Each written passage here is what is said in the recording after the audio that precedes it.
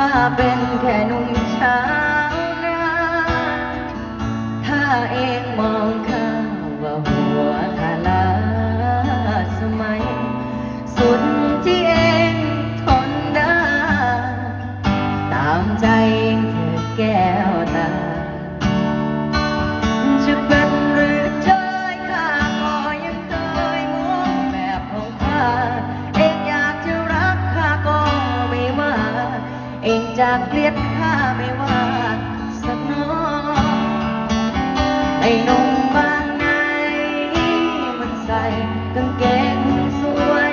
ถ้าเองฉันกางเกงผ้าปูมันสวยไม่ต้องมาหากเจ้ามาอันแย่คิดไปเล่นในกรุงเลิศลอยอยากจะทิ้งกายเศร้าหงอยถ้าจะไม่คอยห่วงตา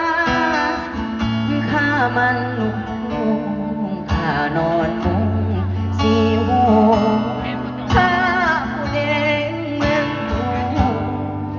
ฟังดูก็ตรงหนักหนาข้าทอดไทยดาวข้าส่งข้าเสริมกับผู้บ้านข้าแต่งกับเองยังเป็นของข้าให้เรียกพันยาแต่ข้าเรียกเมีย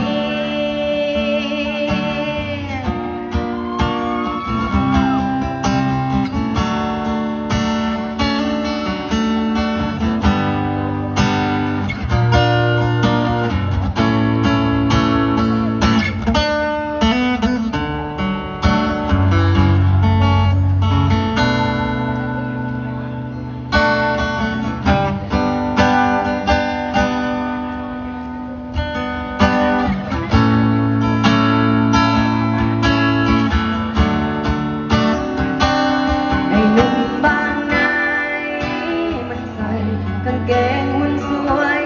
ถ้าเองฉันกางเกงผ้าปูมันสวยไม่ต้องมาคอยอยากเจ้าบ้านเย็นคิดไปเด่นในกรุงเลิศลอยอยากจะทิ้งกายเศร้าหงอยถ้าจะไม่คอยห่วงตาข้ามัน